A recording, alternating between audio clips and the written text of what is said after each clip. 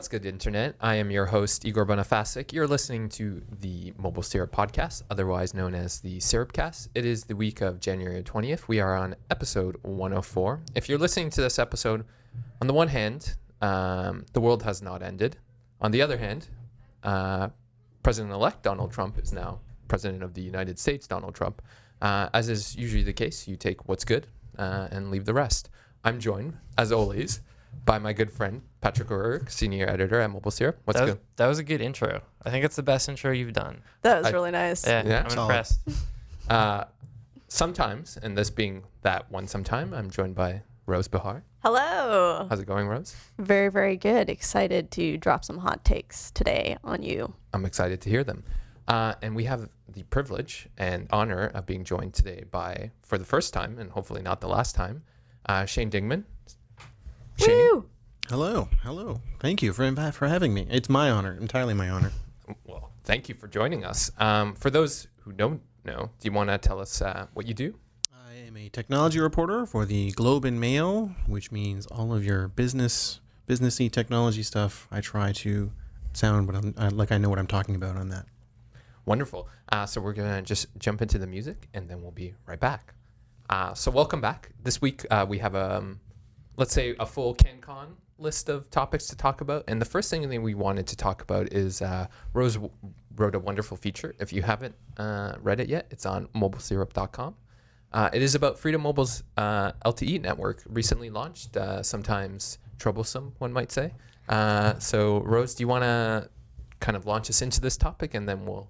Yeah, absolutely. So everybody who reads MobileSyrup, or a large contingent of our readers, really care about Freedom Mobile, nay, Wind Mobile. Yes. And so when they launched their LTE network, it was a really big deal. And the launch didn't quite go as planned. There was a period of several weeks where they said it had been launched and it was not working for people. So, So it was launched, but not publicly, right? Was that the thing? So they publicly launched it, they announced it, and it just wasn't working. And then they said, well, we still need to do some optimization.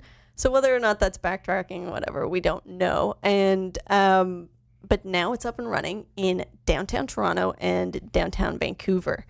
And so being in Toronto, we were able to grab an LG V20 and grab a ZTE Grand X4 and take those out for a spin with the Freedom Mobile LTE SIMs and see how it worked. And we'll be doing that in Vancouver too, we believe. But for now, it's just Toronto. So I basically hopped on the subway, took it all the way west. Well, not all the way west. Took it very far length west. Took it all the way up to Finch Station in the north. Did some testing in the east, where I live about. And then also sort of down in the downtown core, south, around the downtown. And at the same time, we tested Bell's network, Telus' network, and Rogers' network as well, to sort of see how it fit into the big three. And the test results were really interesting. I mean, a good thing to keep in mind is that it is really a traffic-free network right now. There are not many people on it, as far as we can tell. Yes. So things may change in the future. It'll be interesting to see what the speeds are like in the summer, in the fall. Right. But for now, Freedom did do pretty well. And another thing to mention is, of course, this is the AWS-3 spectrum. That is a new and obscure spectrum that was auctioned off not long ago in Canada and the US. So it's taken them a bit of time to get it up and running. And that is also why only 2 phones currently support it, because that needs to be built into the phones in the future.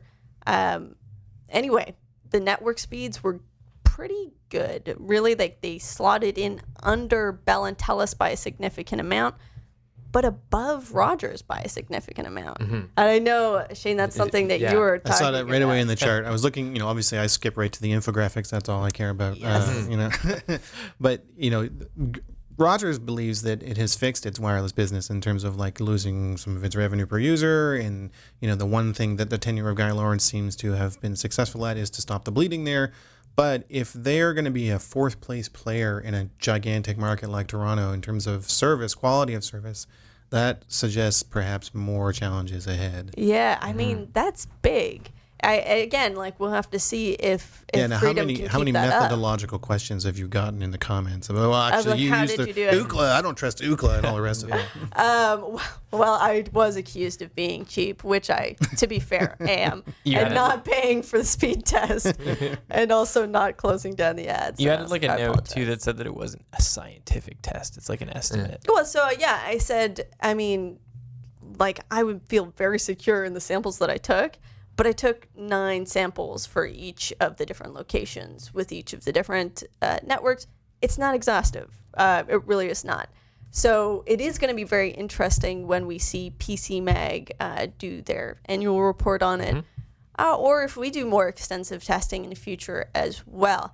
But the actual, like, the indications, I think, are still interesting. And I did do it in a variety of different locations. What time roughly were you doing it? Like morning and early afternoon.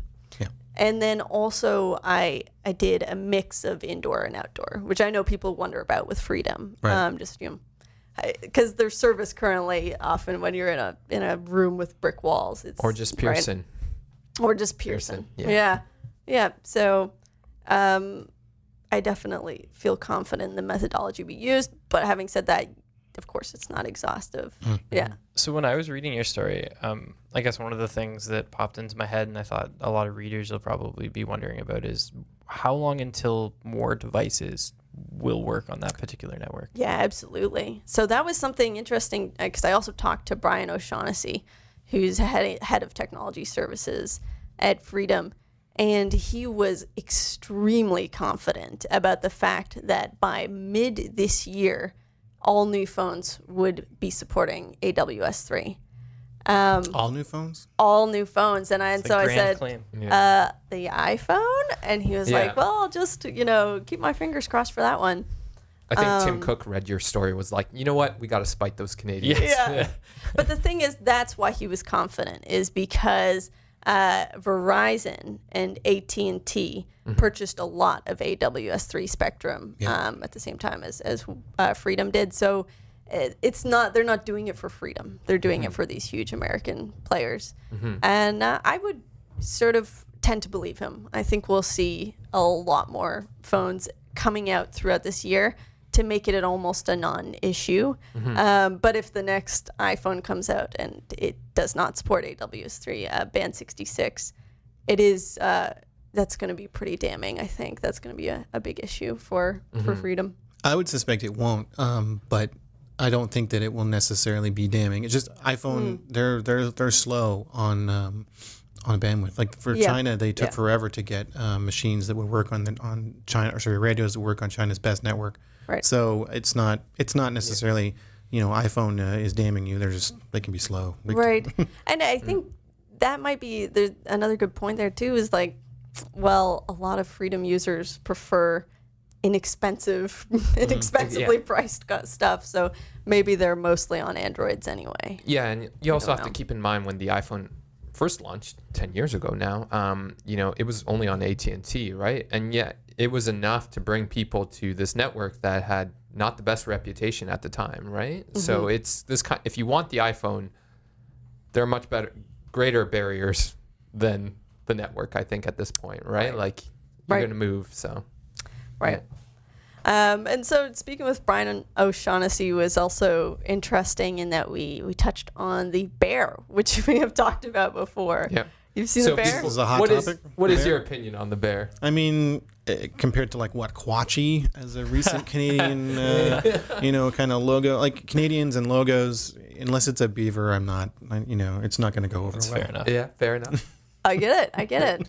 Yeah. So I said, how does the bear fit into all of this? And they were like, well, we run everything by the bear. He knows all. Oh. So I think that sort That's of. why he just got that unblinking stare. He's just Yeah. Did you interview the bear though? That's what I was disappointed that you didn't interview the I was bear. kind of wondering why he wasn't in the room. I was a little offended, but but at the same time, one of our commenters made a great point that if the bear didn't have fingers and toes, he would be a lot less scary. And I think that's a valid point. Brian's a really interesting guy. He also had a collection of antique cell phones in his office. Antique cell phones? Antique, Yes. wow. Right? So, I like, love that. Is it an how do you oxymoron? define an antique? Like 25 years plus is an antique? So or? he had the first mobile phone, Wow. the Motorola Dynatac The 8000X. The suitcase? Or? Just No. it wasn't The a bag handset. phone, handset, and it was just a brick, and I like snatched it up immediately, and then realized I was probably holding like several $1,000s. I don't know how much that is. You but were I think holding a it's- piece of trash. Well, one true. man's trash, another's treasure, right? Like, Yeah. yeah. I don't know if they're worth quite as much as retro games are. That's probably true. It wasn't in actually. the box, in other words. Yeah. It was not in It's a been box. handled. New And- in box. Yeah, he didn't glare at me for like grabbing it up either. So I guess it's probably How not that heavy was it, expensive. though? It was, I think, a good like 7 pounds. Holy.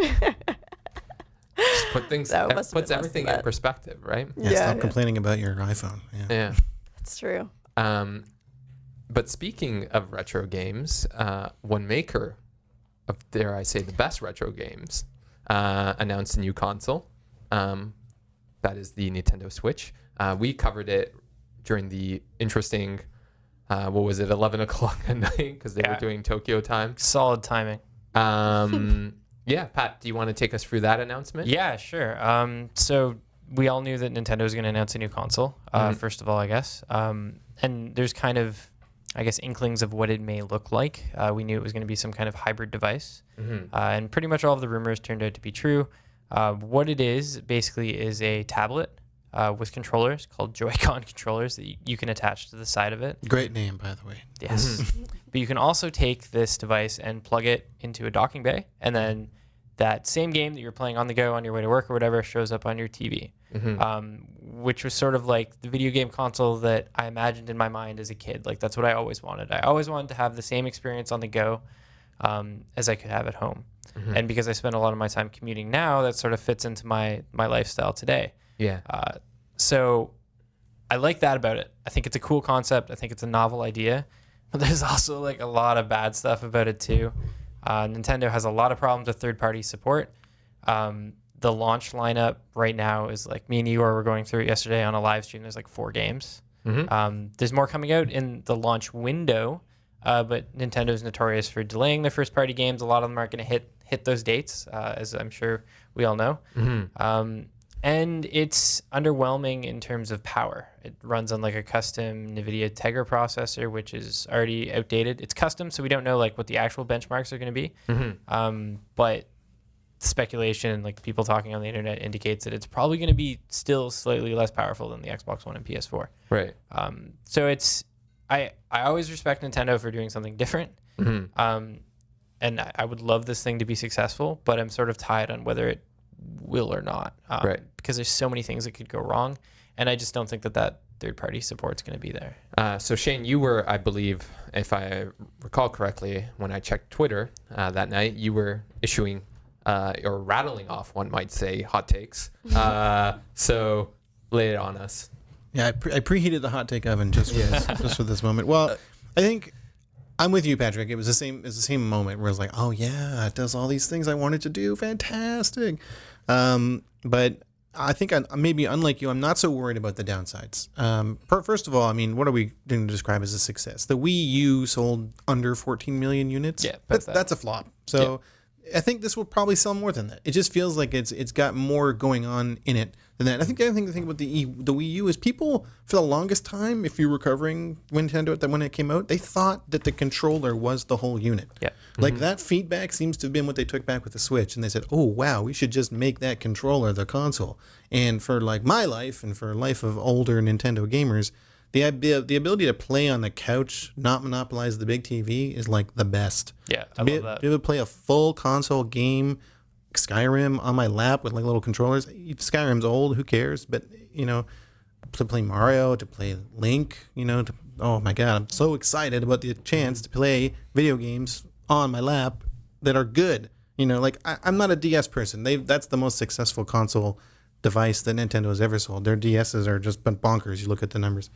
But I like console games, but I also, at this point in my life, have to share resources. And I think that the ability to have all that fidelity and control on your lap, even for like only 2 or 3 hours at a time, which is terrible if that's really what it's going to be in terms of battery life.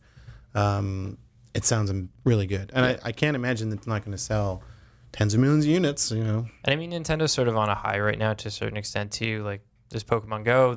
A lot of people don't realize that they're not totally directly involved in it. They own like a portion of the Pokemon company, but still that brand recognition's there. Then you have the NES Classic as well. People are going still crazy for that. Still really hard to get. Yeah. I was talking to someone today that works at Best Buy, and they said they got 9 in like that morning, and people were lining up to get them still. And this is after Christmas, right? So brand recognition and like retro gaming and Nintendo as a brand are on a high. So I think it's definitely going to sell. It's totally going to sell better than the Wii U. And also just thinking back to the presentation, I think something that was interesting is, Shane, how you're saying how people really didn't understand the Wii U. They thought the console was the tablet.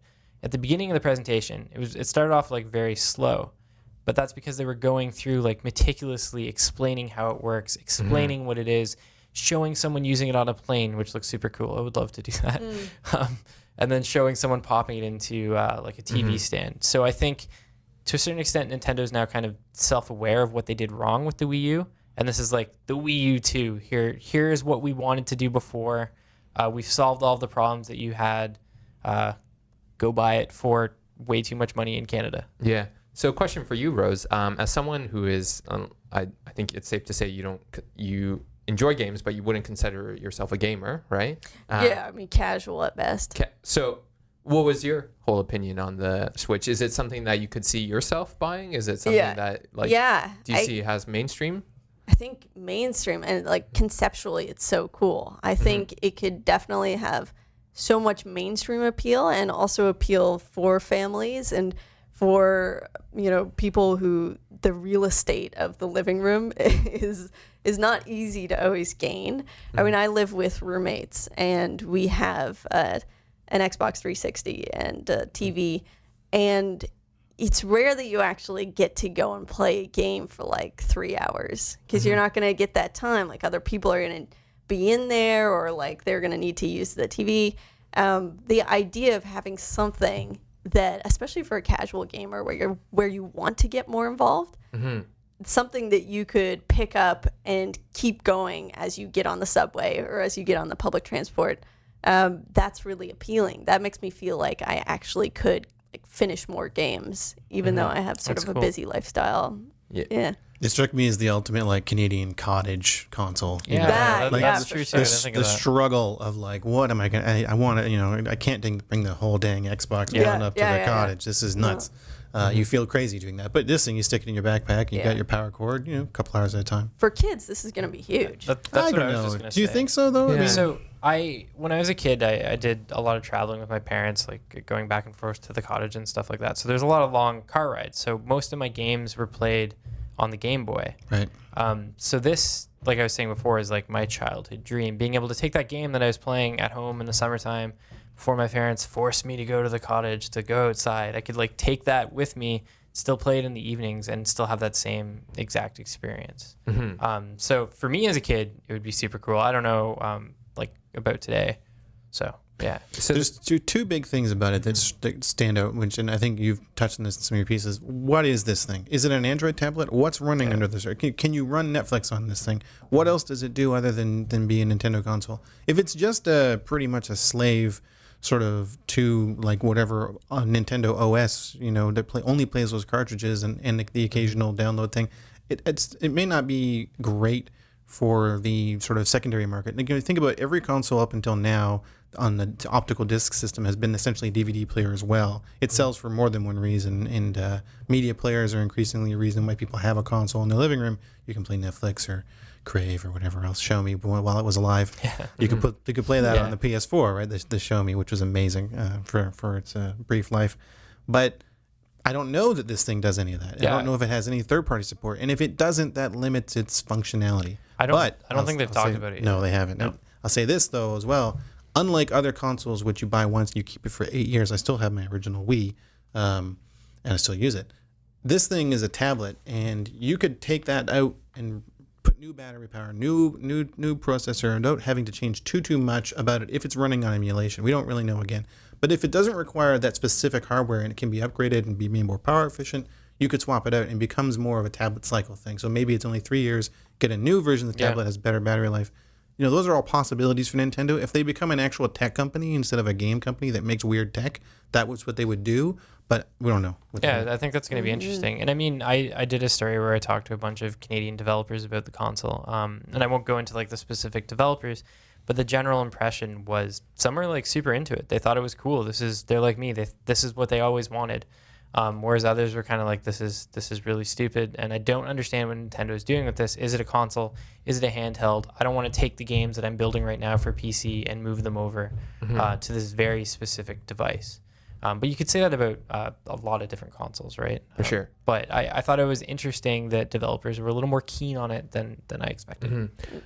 So, Shane, we've mentioned families in this conversation several times, and I think it's important to mention in Canada, the Nintendo Switch starts at $400. Yeah. Right? Do you think, is this going to be tenable in the Canadian marketplace for this console? Like, does it find... Or is this something like the 3DS where 6 months down the line it got a huge price cut, then it kind of skyrocketed on the price chart? I think Nintendo has helped enormously by the fact that the best version of these new things are more than $1,000. Yeah. You know, I mean, this is more of a daily use type of thing, but like the number of things that you replace on a relatively frequent basis that cost upwards of $800 to $800 is dramatically increased for homes. So not every home, but like middle class homes don't blink anymore at spending $500 on like the thing that they need for entertainment. I was amazed that the Sony PlayStation 4 had sold like 50 million units, like 50 million units plus. That's crazy. You know, it's not cheap. People buy it though because it does lots of stuff. So And sold it that much very quickly. So, Yeah. All right. So, well, the verdict is still out, and I think we'll have to wait like a year or two to see whether. But don't you think we'll know in the first 2 quarters? We'll know by the fall. I think whether it's like out of the gate hot, like for sure. Like NPD will tell us by like October if this thing is going in the right direction. Yeah, I think that's true. I mean, with the Wii U, the initial sales were somewhat positive too, but then they were crazy. It like dropped off, like plummeted. A cliff, yeah. So I mean, I guess what you were saying is like that could happen again with this, but I mean, it might not take a year. I think we'll have to wait like 6 months, 8 months before seeing what really happens with it in terms of sales. So Shane mentioned watching Netflix on the Switch, which is appropriate because Segue. That's a good segue. Blatant segue. Blatant, one might say. There's talk once again in Canada of imposing quote unquote a Netflix tax. We'll get into exactly what that means. And you know what? Actually, I've let my 2 other hosts explain the topic this time. Shane, do you want to maybe take us through what's being proposed? To be honest, I don't even know the genesis of like who is it that believes this is going to be imposed. I mean, I'm not really 100% clear who thinks that this is coming. I know that it's been talked about from the context of like the Heritage Minister's overhaul of everything to do with culture. From that perspective, it's kind of like, is this for creators? Then maybe that's interesting. But from my perspective and from a lot of people's perspective, when you start talking about adding taxes or different tax collection methods, because let's be clear, you already are taxed for digital services you buy on the internet, particularly if they have operations in Canada, you pay sales tax. Like if you're buying Office 365, you're paying sales tax on that. Netflix, you don't because they have no operation here, but that's not actually even untaxed. You're just supposed to self-report. So like the question of like, what is this tax and what form could it take and how's it going to be? It's really all about sort of implementation, and I don't really know who it's for. Like, I don't know if it's for creators, if it's just for pure revenue generation, if it's just because the TV companies are mad as hell that Netflix gets to operate a VOD service and doesn't have to be a part of the CRTC oversight or anything else. Like it's not clear to me exactly who or what this tax is aimed to do. Rogers, I can't remember what executive it is, but at some point someone blamed some of Xiaomi's troubles on the fact that it is not required. I mean, that Netflix has to pay. Netflix doesn't have to pay taxes that Xiaomi does. I can't remember. I think Jessica mentioned that in her Xiaomi story, like the big thing that she did about people leaving the company. Yeah, I believe so. Which I mean, it's a situation. Crazy. Yeah. That's not why. No, I know it's not. It's not. It's not. We should say. But yeah, like that is. I think that there's two different forms of paying taxes that like Show Me has to do or had to do, that Netflix does not have to do. There's the sales tax, and then there's also contributing to the Canadian Media Fund. So like you said, for creators. And I think there are angry parties on all sides, right? Of course, the big media companies are frustrated that they would not be, or that they would be taxed, and Netflix wouldn't. And I think they're advocating, and I think to a certain extent, like probably the Canadian Media Fund is also advocating. We've been hearing whispers about, well, not whispers, but we've been hearing about this sort of going through different machinations in the government for a while. But to my mind, I don't think a sales tax makes sense because they don't have any physical operations in Canada. Right. So it's a service, though. It's goods and services. That's what the sales tax is for, right? And so digital services, like you already pay them. You already pay taxes on a ton of them that you get over the internet. Oh, like I completely agree. Amazon, I believe you do. I think, yeah. But they found a loophole that is quite frankly legal there. But what I do think is that this isn't a question of whether they're being illegal. I don't think. The question is, right now there's a potential policy void, and it's like, how will we address it? It's no one's saying Netflix is being a bad actor, except for the TV companies. They they think that. Yeah, but they have a vested interest to say that. Right. I mean, but that's always the case with incumbents versus upstarts. They look for any tool, any wedge, any cudgel. But I mean, I think, what is the policy void and what is it supposed to address? Right. I honestly am not clear. Even do we need, like we were talking about this before, back of the envelope math for like a Netflix sales tax? You're talking like maybe $12 a year for the average household, and there's maybe 4.5 million Canadians who have Netflix. That's not a major revenue source, No, and my opinion is that they are a bad actor in the sense that they're not contributing to Canadian content. Right. And I know people will disagree with me on that. A lot of people are not sure that we even need subsidies or stuff to support Canadian content. But I'm on the other side of that. Netflix would argue, and I know this because I've talked to people from Netflix, they would say that they are not officially like in actually in a monetary way, but they're creating opportunities for the Canadian film industry. Like they'll give Trailer Park Boys as an example, and they'll talk about like the Anne of Green Gables joint production with the CBC. Whether like I don't know enough about the subject to say whether or not that's like an actual contribution, but that's what they would respond to with that. Yeah, their argument is like we're funding shows that wouldn't get made. Yeah, exactly. Otherwise, right? Yeah. And I think it's kind of surprising that there aren't more Canadian shows on Netflix, just from the perspective of that's good money. Go get that money. $600 million they said they want to spend this year on content, right? Like there's a ton of BBC shows that get co-produced with Netflix. ITV even. We don't even get all of them because some of them get snapped up by other rights providers.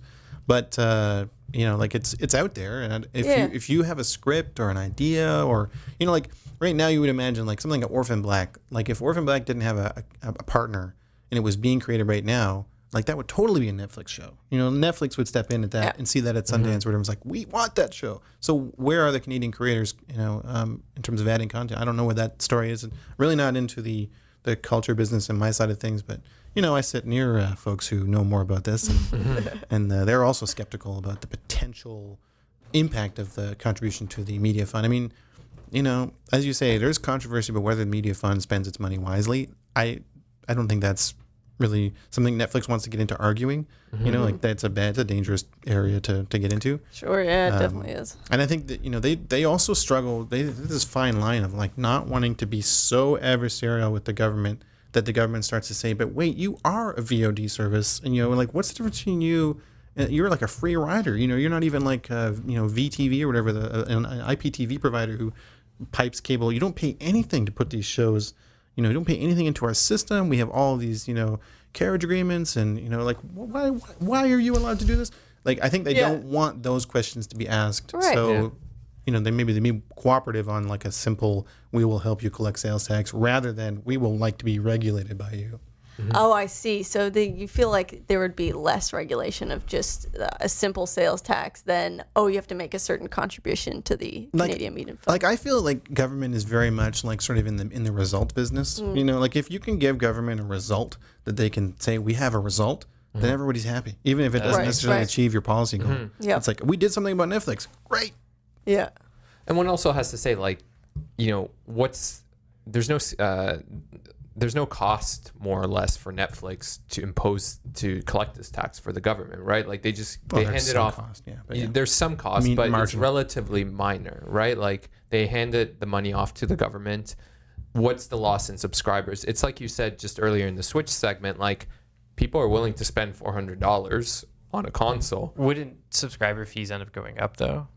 But Would they do that to offset it? Like, but what Shane said in the pre-podcast was like, I don't even look at that cost anymore. It's Okay, yeah, you know, I just pay it, right? Yeah. Like, how many people like they can't imagine life without Netflix, right? I don't Yep. have cable. Netflix is my cable. Right? Yeah. You know, so The value, it's already like so cheap compared to the value, right? Yeah. Like, I think we all know this. Netflix is the best deal in content.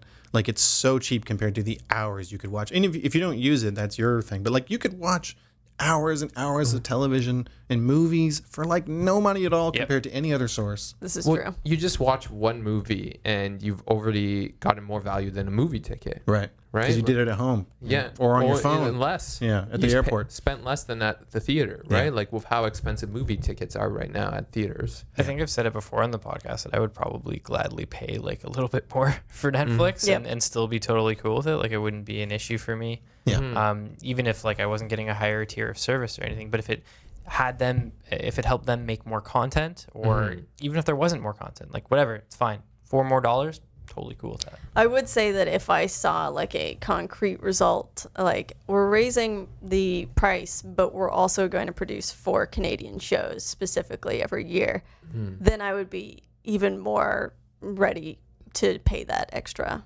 fee. That's interesting. Yeah, I mean, this is a whole other can of worms, right? Like, you know, what defines good Canadian content and so on. And like, we don't even know. Right here, as this right here is some good Canadian content. Yeah. Yeah, maybe. So on that note, we're running short on time. So as is our tradition, we end with shout outs. Shane, we'll save you for last. So we've got some time to think of yours. Pat, do you want to lead us off? Yeah, sure. So my shout out's going to go to Nintendo. I love that the company's still weird. I love that it's still incredibly Japanese. I love that what the Switch is, that it's like this thing that I've always wanted as a kid. So my shout out goes to Nintendo. Right. My shout out goes to Samsung for being the hands down most interesting tech company in the news right now. Yep. You know, I believe it's the president of Samsung that is Vice chairman, yeah, vice chairman that's currently, they want to get a warrant for his arrest for cronyism of various sorts. And I mean, it's a crazy story. I don't think I could do justice to it. But also shout out to Samsung because I'm just really excited to see the S8 in April. And we've been seeing some more credible leaks, including just how thin the bezels are going to be. That was a cool one. You did that last night. Yeah, that was last night. And David Ruddock of the Android Police also pointed out that there were these rounded edges that could point towards the whole corners being rounded, which would be kind of a different and interesting look. That'd be cool. Yeah. Anyway, excited. My shout out goes to President Obama for not only finishing his term, but for commuting. Is it the right term? Chelsea Manning's sentence, or but then he didn't commute, or I guess pardon Snowden. So as I said at the start, you take what you get and leave the rest. Shane. I'm going to shout out to an app called Me Too or Me Too Shoo Shoo. Depends on the version of it. So it's a Chinese app, mainland China, Singapore, Chinese diaspora. It's mostly a Photoshop app, and so in China it's totally different than what it's suddenly appearing in. You may have seen these like hilariously overproduced photos of like Donald Trump with like pink rainbows and like all his wrinkles smoothed out, his weird raccoon I things think are I've gone. seen this. Yeah. So these are exploding all over like white North American internet now after having 500 million users in China for like since 2008. This company's been around. They're valued in the billions. Yep. So we're suddenly discovering this company in their little app. I just wanted to point out, as fun as it is to make these awesome like overly sort of crazy looking things, there was a great piece as well about like the reaction that white people have sometimes to to things like this, where they say this is so Chinese and so crazy and it's amazing. yeah. And it's like so it's referred to as sort of like the exotica of another culture, and it's like listen, they don't actually use it like this. All the white people who are taking this app and are like turning up to 100 to make it look like a weird avatar. They're doing the weird version. They're the weird ones, not the Chinese people that they stole this app from. So yeah, absolutely. put that out there. That's a great point. So Shane, where can people find you on the internet? I'm on Twitter at Shane Dingman, and also at the Globe and Mail. You can find me there at globemail.com, and I have an email there if you want to send me some tips. It's all good. All right. So thank you again for joining us, and we sincerely hope you'll join us again sometime soon. I'd love to. All right. Sounds good. That's it for us for this week. We'll see you hopefully next week. I don't know, man. At this rate. Thanks again for listening. Shane, or not Shane, excuse me, Zach would be very angry for me if I didn't say this. Make sure to follow MobileSyrup on Twitter, where it's at MobileSyrup. On Instagram, I also believe it's at MobileSyrup. Facebook, you guessed it, at MobileSyrup. And we're at whatever. Snapchat, I think, is MobileSyrup too. Okay. But we got the market cornered on every social media platform. In any case, with MobileSyrup. You'd be remiss not to smash that like button. Yes. In any case, whatever your social media platform of choice is, make sure to follow us. Until then, take care, guys. Peace out. Peace.